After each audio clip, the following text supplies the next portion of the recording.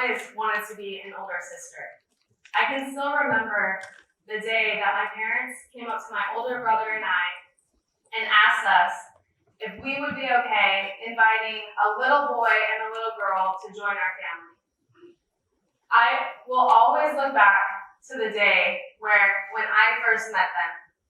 My older brother and I were playing video games on our Super Nintendo when I heard a slight creak to my right. I looked over and I saw the sweetest little faces peering back at me through the doorway, looking as scared and excited as I felt. After several moments of staring, that little boy said, "Can we play?" That simple question launched a lifelong friendship between my siblings and I. Now, my siblings did not have an easy start in life. In their community, they struggled from being around people who suffered from various addictions. Their parents would leave them alone for long stretches of time. They suffered from abuse and neglect. However, as resourceful as they were, they came up with a strategy. They went from house to house to house in their neighborhood to create a sandwich. They went to the first house and asked for 2 slices of bread.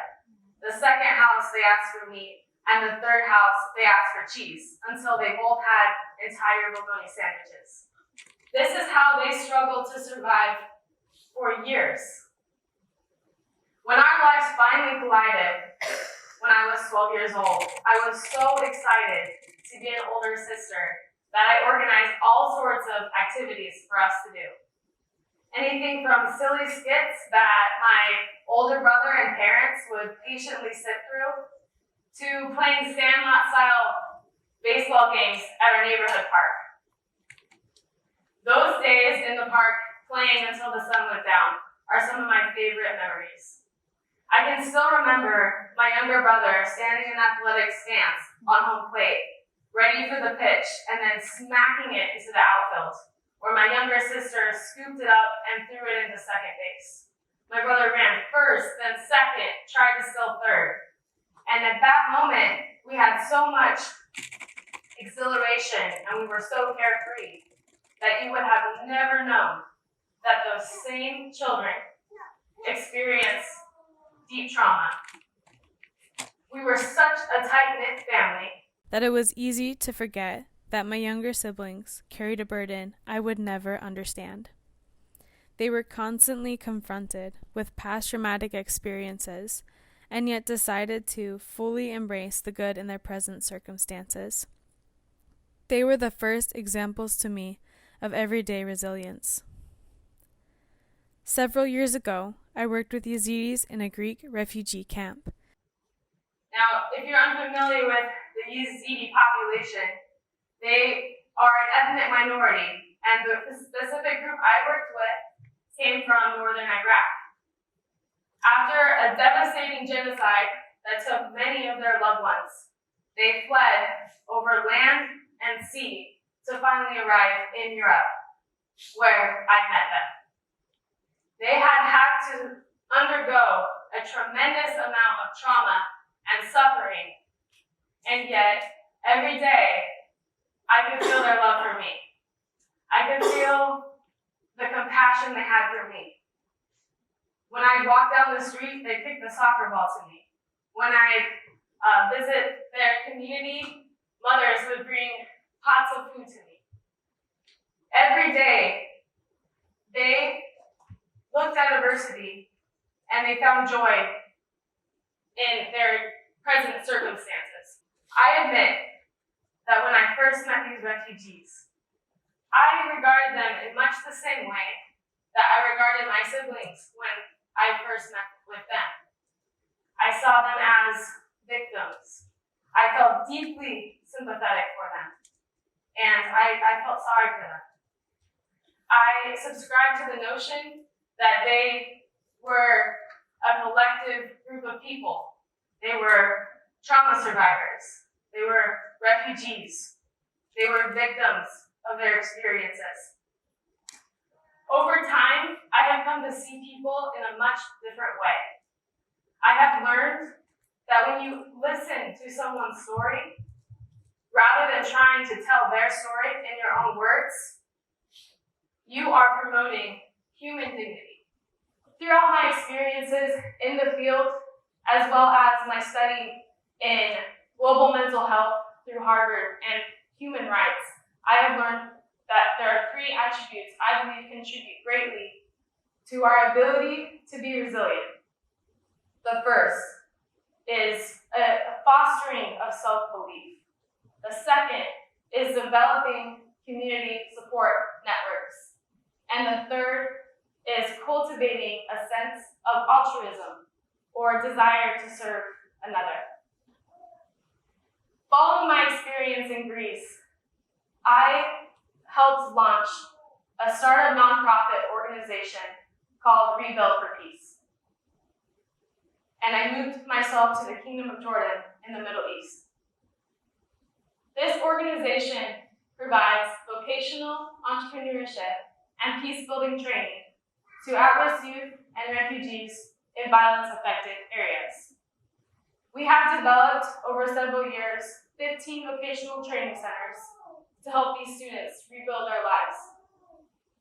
I have had the ability and opportunity to meet many of our students, and they all have a common thread. They've all suffered from various levels of trauma. Many of them have come from Syria, left everything behind, just took with them what they could carry, and they were to rebuild a life in a new home.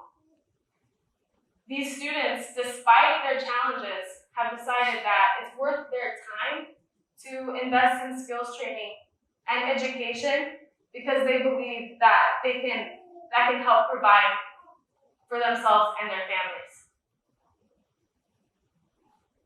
My husband often says, vocational education isn't about learning a skill. It's about taking a raw material and then repurposing it into something beautiful and useful. I learned this concept in a hands-on way when we built a 288 square foot tiny house in the middle of Montana. We got a flatbed trailer, and yes, you're thinking tiny house, it was very tiny. Hardly any room for storage, and we were off-grid as well. We divided up the tasks. My task was to reclaim barnwood out of wood that had been exposed to the elements for years. I remember taking a sledgehammer, and with a lot of unearned enthusiasm, I tried to make the nails budge. However, nothing happened. What did happen was a swarm of angry wasps attacked me. Over the next several days, I eventually had a stack of siding and then grated down the nails with a metal grinder and secured the warp boards to the house with a nail gun from the instability of an aluminum ladder. What started out as junk, haphazardly sitting in piles, eventually became a home. We had our fair share of challenges, but we gained confidence with each small victory and were able to eventually create something functional out of scraps. When we build up a self-belief and confidence that we can accomplish something, we are building the ability to be resilient when other challenges arise. Just as the redwood trees use their interconnected root system to anchor down when storms threaten to beat them down, so can we lean on our communities and offer support to each other. Community safe spaces are incredibly powerful tools for trauma recovery. I will never forget the day I visited one of our cosmetology learning centers. Upon first arrival, the energy in the room was electric. However, the best part didn't happen until after the initial discussion. The girls, about 20 of them, asked me if they could do my hair and makeup. I said yes. I remember that moment of sisterhood, of closeness, and I was transported back to my younger years when my girlfriends and I would get together and paint our toenails, discuss events that had happened that day at school, and laugh until we cried. It was at that moment that I realized that these training centers weren't about teaching vocational skills, and they weren't about developing business acumen. They were about providing a healing space for these women to learn together and to support each other. The third aspect and attribute of resilience that I believe greatly contributes to our ability to overcome adversity is developing a sense of altruism. Now, altruism is a general concern for the well-being of others, or a desire to serve another. I have found through several instances that when we give to each other, we are ourselves lifted up. I have seen this no better represented than in the event that was organized in a community that I worked in Jordan. In the wake of an extremely devastating and violent attack in this specific community, where several were left dead, the community rallied together and they sacrificed themselves. Several sacrificed their very lives for each other. That Christmas, several members of the Christian community canceled their Christmas celebrations, and they handed out Arabic coffee to the family members who had lost loved ones. Several months later, tradesmen and tradeswomen gave of their time and talent to rebuild the infrastructure that was damaged in the attack. Youth organized a community assembly to discuss how we can cultivate peace in the wake of violence.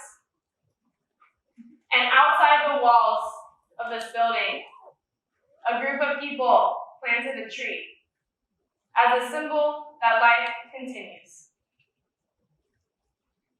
There's an artist in Syria that is turning bombed out and bullet-riddled buildings into works of art.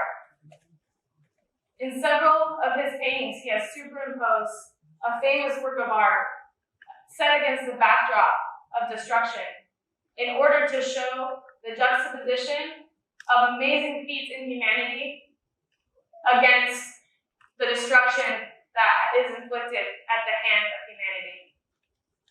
Similarly, in Beirut, several artists and community activists have taken to the streets to paint flowers over bullet holes.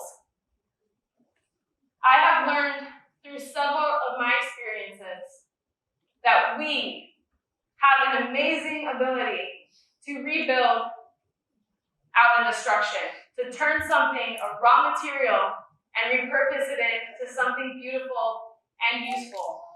When the road seems blocked, we're able to forge ahead and find paths forward. Reinforced by my work and what I've learned from my siblings and the refugees, I believe that we all have a tremendous ability to activate our everyday resilience.